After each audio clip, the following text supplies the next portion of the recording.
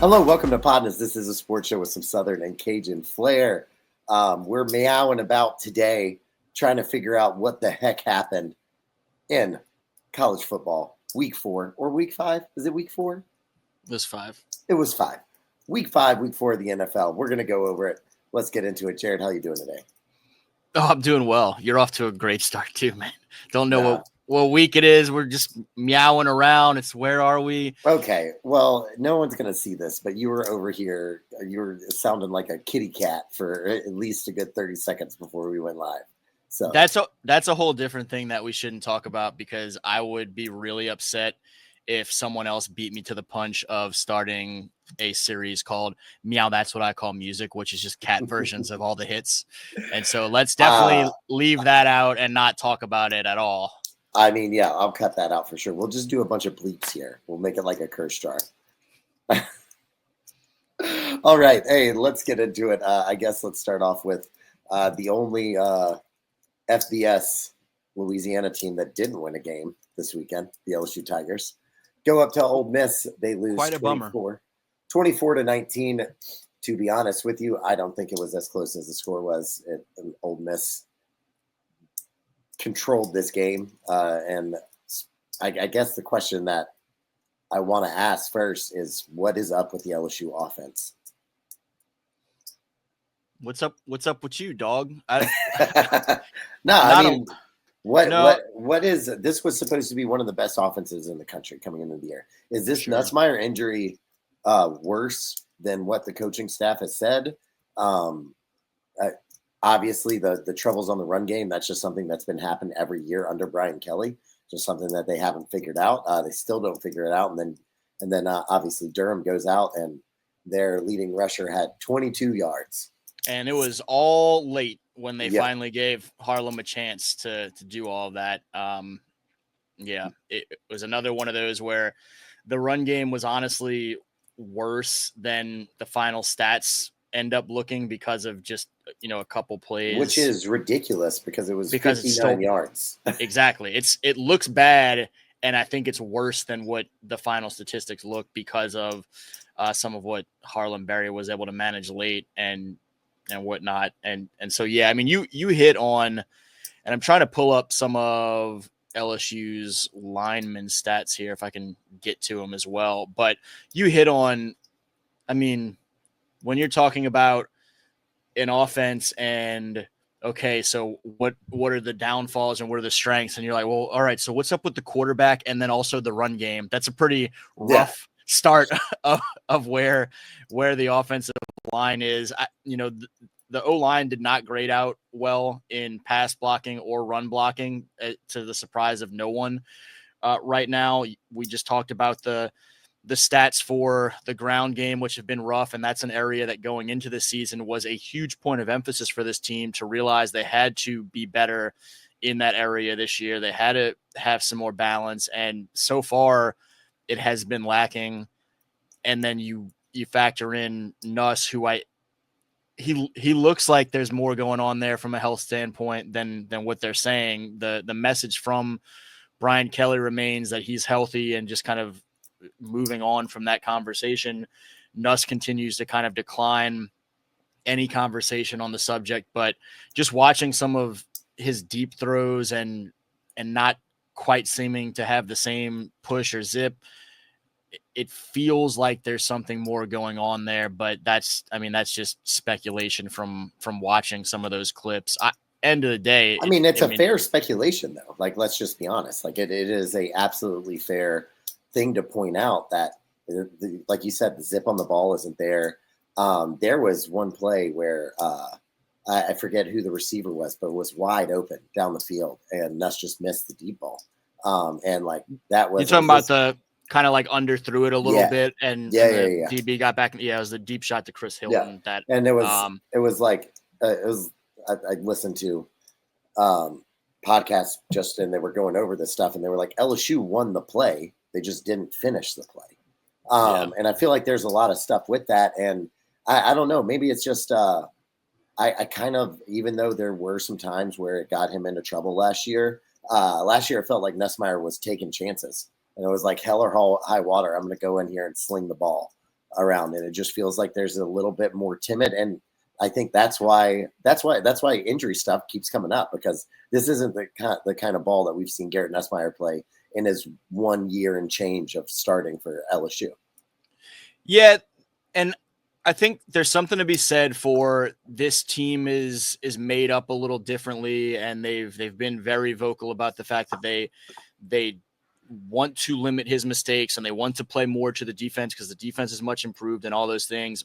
But on some of those deep shots, not getting the ball deep enough is not playing cautiously. That's, I mean, if anything, you're giving the DB more opportunity. If you overthrow the dude, then that's less risk than some of the underthrows on those plays. And so I think you can make the case that even, if you're saying he's healthy right now, maybe you feel like, okay, he has been banged up enough that he's just still off. He's basically in like beginning of camp type mode and trying to find, kind of calibrate himself and find his rhythm and some of those things. And he's just misjudging some things because they have not thrown deep as much. And so he's a little bit off with, as a result of an injury that they feel like he's past. But it definitely, end result is it hasn't looked like we saw it look last year or like we anticipated it looking this year. And so that's really tough. He's a guy that obviously went into the season talked about as a Heisman candidate. He's a guy that as recently as last week, despite, some of the slower start by his expectations, Todd McShay was saying was still in his mind quarterback one at that point, but obviously Dante Moore and others kind of hard charging in that conversation a little bit. And then we talked about the run game statistics, but until the very end of that game with a couple of short third downs, the average third down distance for LSU until I think the last 2 or 3 was at like 9.5 yards per third down, which does no one any favors when everyone knows you're throwing on third against a good defense that we talked about last week. Ole Miss's secondary can cover. And so, a perfect storm of just a frustrating afternoon in Oxford. Yeah, and road does not get any easier for LSU. So they got the bye week coming up. They go into a also kind of struggling South Carolina team, but a very capable South Carolina team, and a South Carolina team that kind of got a win stolen from them last year by LSU. I don't think it's outlandish to say at all that some of the players in that locker room are probably still going to are still upset about that and going to use that coming up. I can tell you from having talked to Lenore Sellers this offseason that this is one that they have been waiting for. Yeah, no, absolutely. And then you go into Vandy. Diego Pavi is playing out of his mind right now. Then you go to Texas A&M comes home. Then Alabama, Arkansas, Western Kentucky. Obviously, those are looking like they're going to be wins, and then finish it out with Oklahoma. So this schedule for LSU is not going to get any easier. Their goals are all still in front of them. They can still do everything that they want to do, but it's how does this team bounce back for that? We're not going to listen to what I said in the PODnas Pick 7, but at the beginning of the year when we had this, I said Ole Miss and South Carolina were going to be 2 back-to-back losses, and maybe, hopefully, it's just 1 loss and this team kind of wakes up, because I do still think that this team has all the talent to make a deep run in the college football playoffs if given the opportunity, but they got to go out and take it. Yeah, they're super talented. You hope that whatever's going on with the offense, particularly the passing game, that some of that can be shored up or worked through or whatever, because we've seen that passing game click at a high level with Nuss at the helm, obviously, last year. The defense is really good, and this past weekend for that first quarter and a half, they were lights out until Ole Miss had a couple of back-to-back drives where everything started to work. And at some point you have to realize, as much as you may get frustrated with how a couple of those drives went, that Ole Miss and Lane Kiffin are not going to be held out of the end zone all day. And so the fact that you went to their place and held them to 24, like that's a winnable game for you if you can put up any kind of offense. And so, even just look at it, like we said, or like I said earlier, Ole Miss outplayed them the entire game, and you could tell. And still, LSU had a chance to take the lead. I mean, to be honest, to take the lead, they didn't convert on those things. Ole Miss gets it back and seals the deal. But they had a chance to come out of here with another very unlikely W versus Ole Miss 2 years in a row. And Ole Miss just kind of took care of business as we go down the stretch there. Yeah, just a lot of the same issues we've been talking about for LSU all season of things not looking quite what you expect to be in the passing game, running game not being there, third down efficiency not particularly being there other than against Southeastern Louisiana. You then run into the best team that you've played in Ole Miss, who, quite frankly, all of those teams that you mentioned, as much as you have to take all these SEC teams seriously, and there's a lot of capability there the rest of the way, Ole Miss at the end of this season feels like they're going to still have proven to be one of the top couple of teams that LSU faces this regular season. And so give some credit to them where that's due, and realize that, you know, some of these matchups are not going to be as problematic for LSU. But yeah, they've got work to do and they know it. I think they knew it before they went into this game. What was the tone of the BK presser today? There was no presser today because they're on the bye week. They've shifted up the schedule, so we'll see him Wednesday, and that'll be it. What about in that post game? Did you see any of that? Was there? I mean, just because, you know, it is. If Brian Kelly's going to get so upset about you know, asking questions about the run game, you can't come out and, I think for like 3 straight weeks, have under 100 yards on the ground total. Yeah, I mean, that is the epitome of like, yo, man, what the is up with the run game? good self edit. Good self edit. Yeah, thanks. I appreciate it. I 100% thought about this weekend that like someone needs to just make Cauble was right shirts, pointing back to the Florida post game, because every question that Michael Cauble asked that set BK off at that moment about converting third downs and running the ball, every double down that Mike made was spot on. And we knew it then. It was just, I mean, some folks didn't want to hear it necessarily then, but it was fair questions, because as much as you want to be excited, okay, you got the Florida win and there's a lot of positive take from that, it's a long season. And when you see some issues, you can't ignore those either. And so as much as BK wanted to point to that at that moment as being kind of a micro criticism or whatever, I mean, it's SEC football and it was fair. Yeah. Clearly. Absolutely. So in the rankings, LSU and Ole Miss basically just flip-flop. LSU goes to 13, Ole Miss goes to 4. Feels about right. You know, especially with all the kind of other stuff that went down this week in Penn State losing, which we'll get to that in a little bit. But yeah.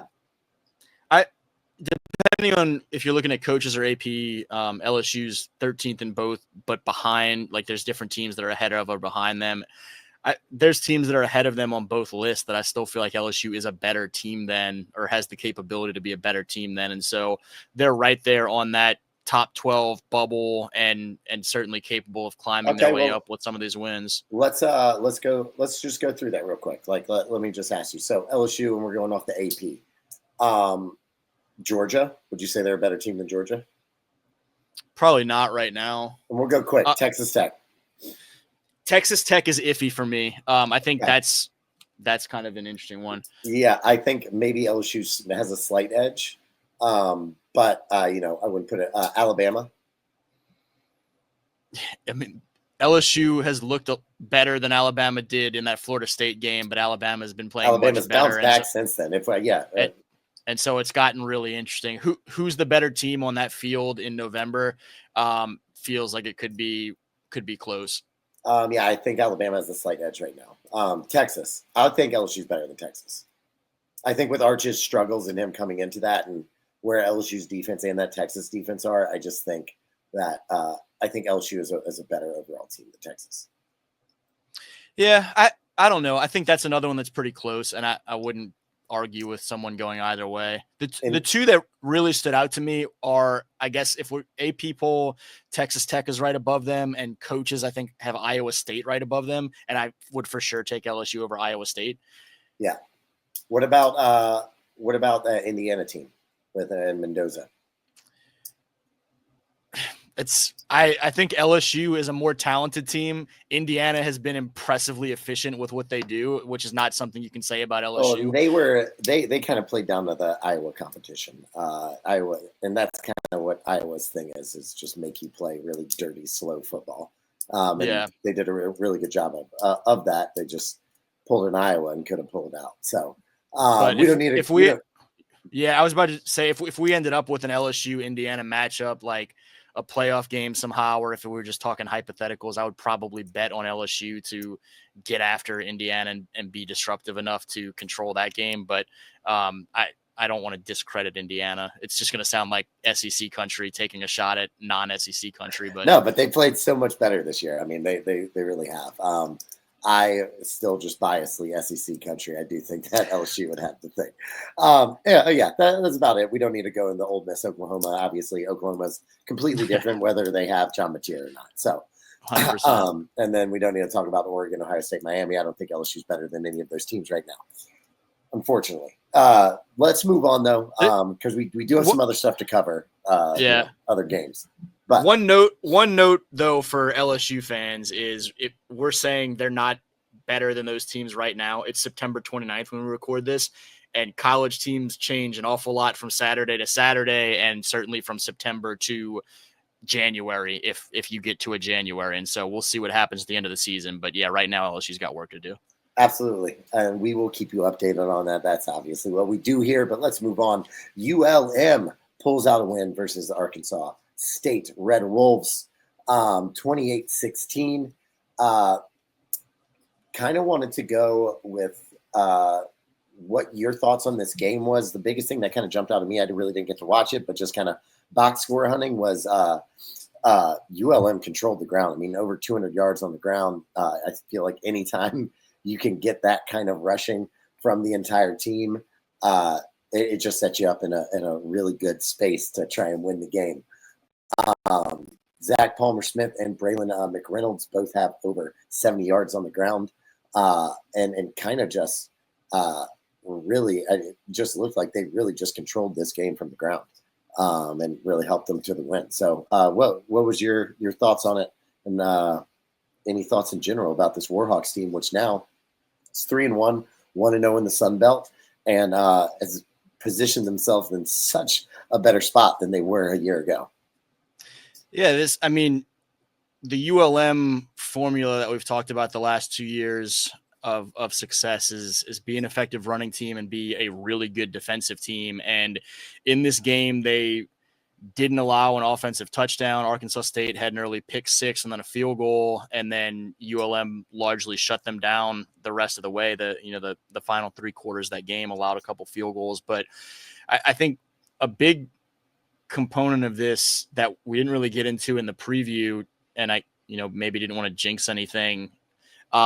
It's a big win for ULM to beat Arkansas State, the first time in 16 years that they had won that series, which they play every year in the Sun Belt. And so I think obviously we talk about ULM being 3-1, and just from a state of the program standpoint, to weather a 10-0 deficit against a team that beats you every year for the last decade and a half and bounce back from that. I think there's a lot to be said of just the mentality that was there for Coach Vincent's team to bounce back from that and continue to play their tails off and go win that thing 28-16 after that 10-0 deficit. You mentioned Palmer Smith and McReynolds with the big kind of leading the big rushing attack overall. Aiden Armenta, I'm actually working right now on sort of a top graded players from each FBS team, sort of a first trimester progress report series on LouisianaVersaLL.com. And Aiden's taken a nice step from last year, his first as a starter, to this year. His completion percentage is up, his touchdown to interception ratio is down. And so he's doing a really nice job taking care of the football when they do take to the air. And obviously things are going well in Monroe so far. Yeah. And hey, LSU fans, listen, 59 yards is not great. Arkansas State only had 17, so it could be worse. All right. Yeah. Could be worse. All right.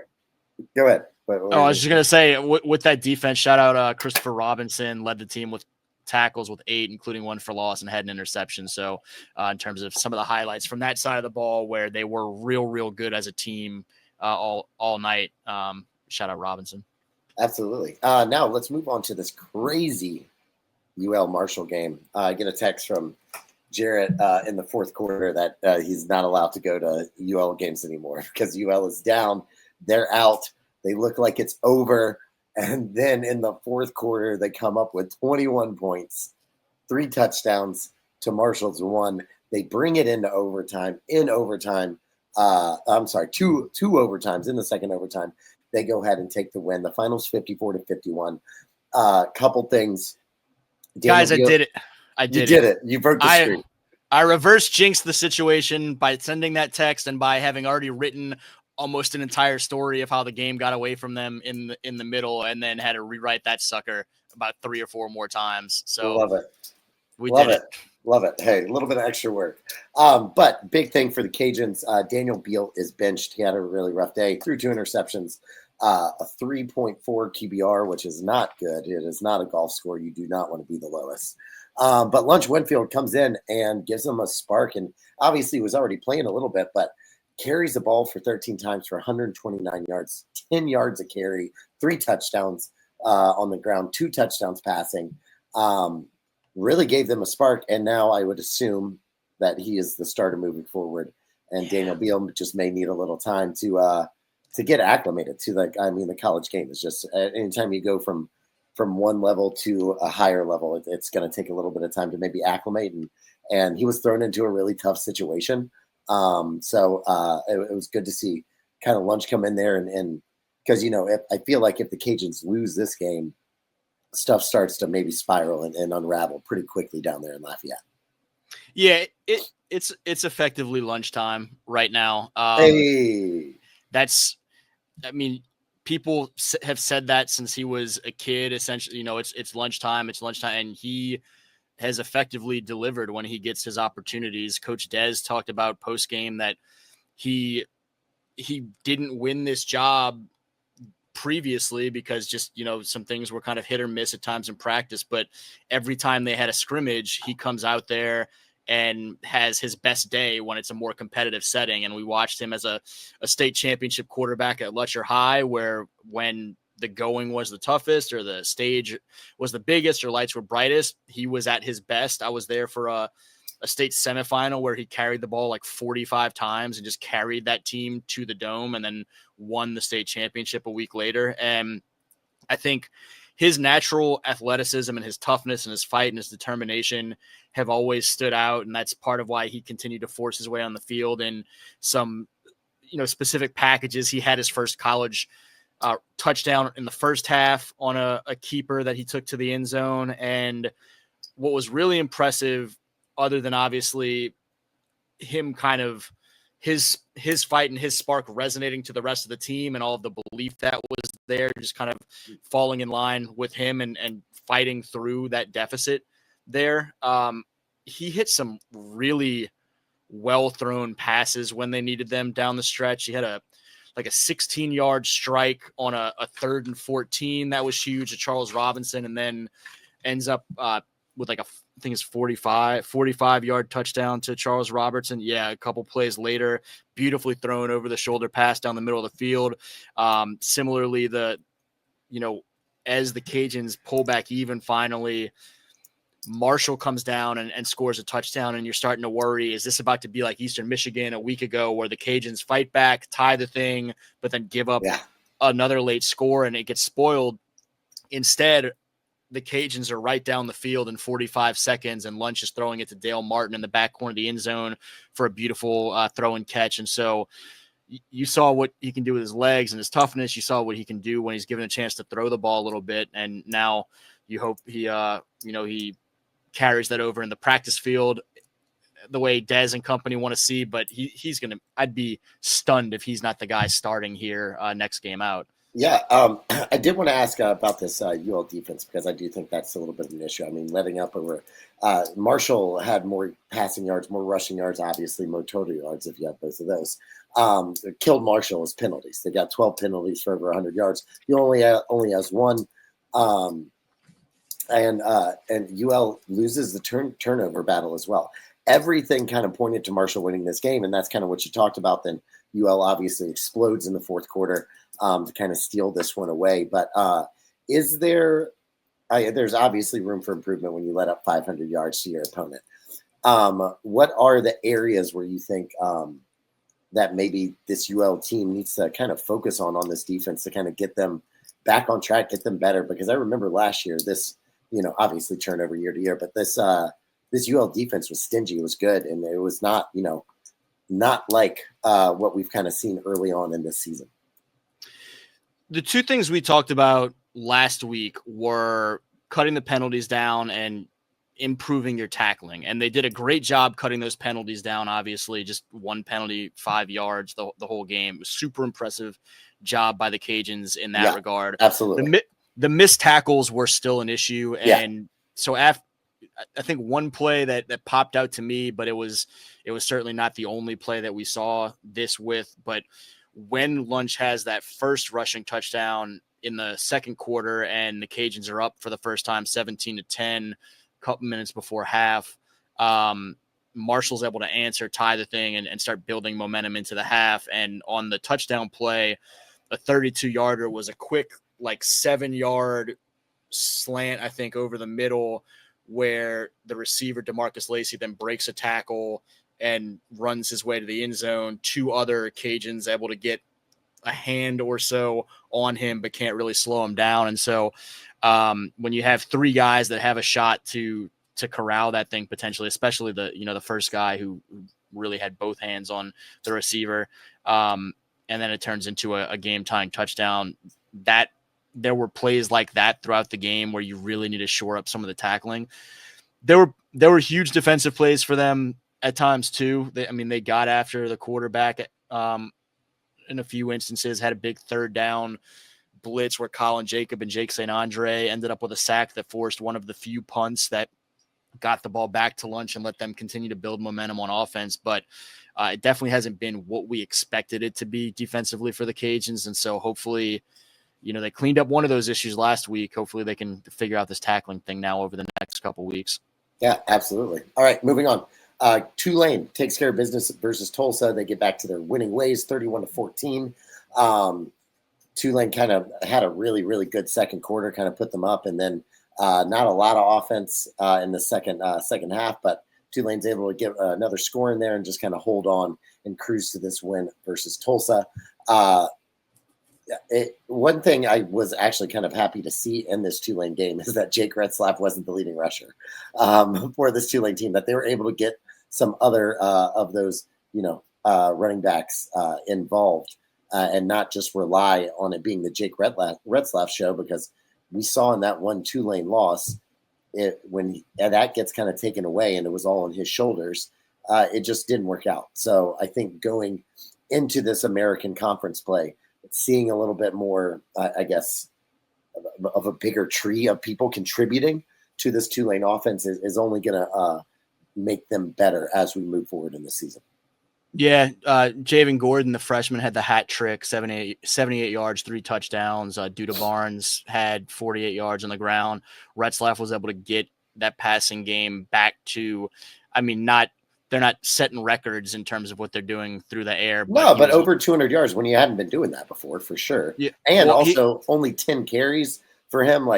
As much as, he's been great on the ground, I just don't like when your quarterback is getting in that 15 to 20 range, because that's 15 to 20 possible hits that guy's probably taken.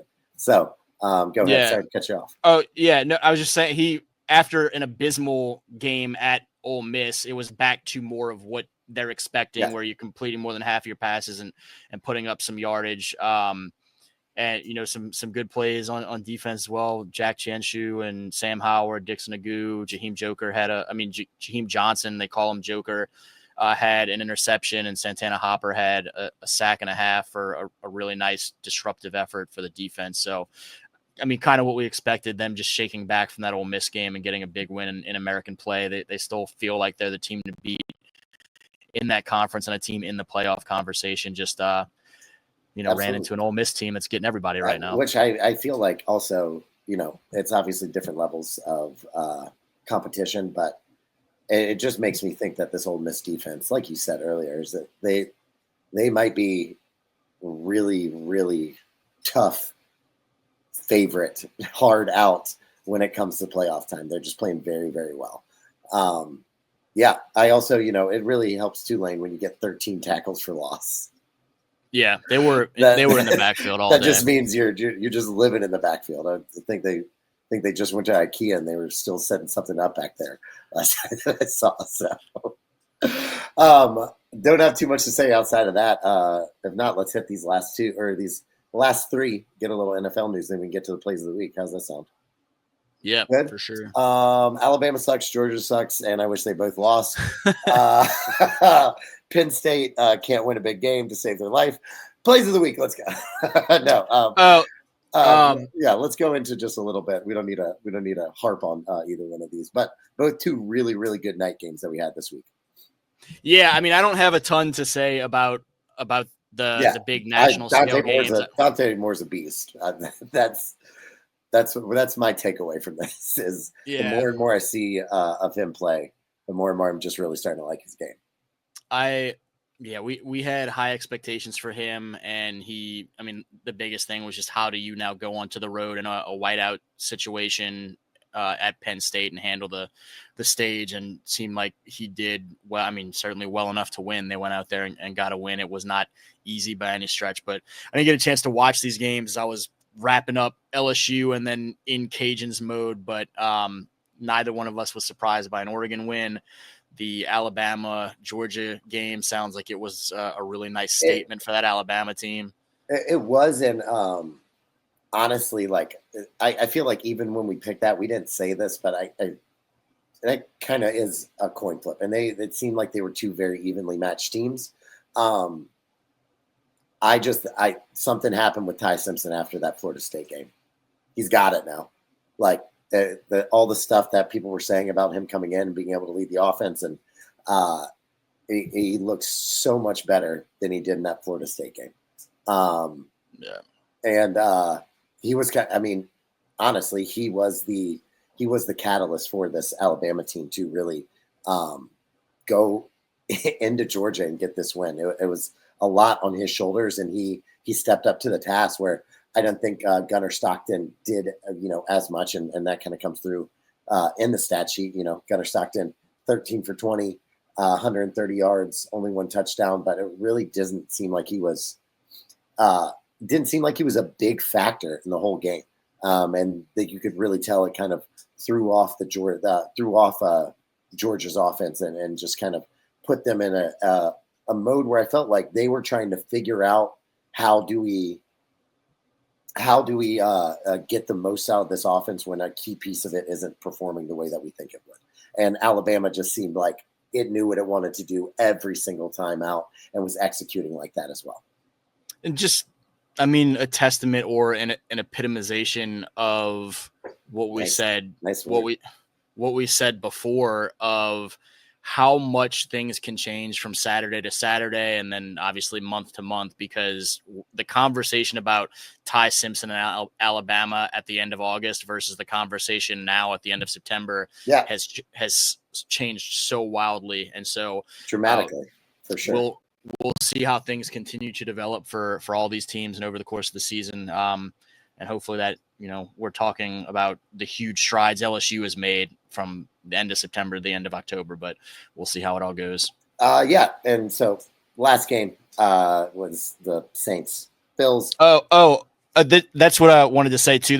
Before we jump to NFL, one of the games we didn't pick, Louisiana Tech, got a big win against UTEP, had 5 interceptions in that game, including nice. Jakari Foster and Alonzo Jackson Jr. with pick sixes. And so a 30-11 win for Louisiana Tech, who is 4-1 as well. So things are going well for the Northeast Louisiana contingent up there with Tech and ULM. I think everywhere but Baton Rouge things were going pretty well this weekend. Yeah. Yeah.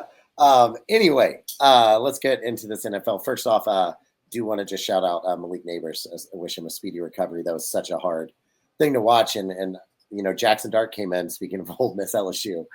He came in and he looks like he's got swagger. He looks good.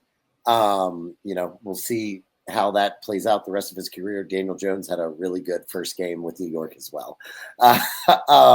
But it was just really sad to see Malik Neighbors torn ACL. He's going to be out the rest of the year. A gut punch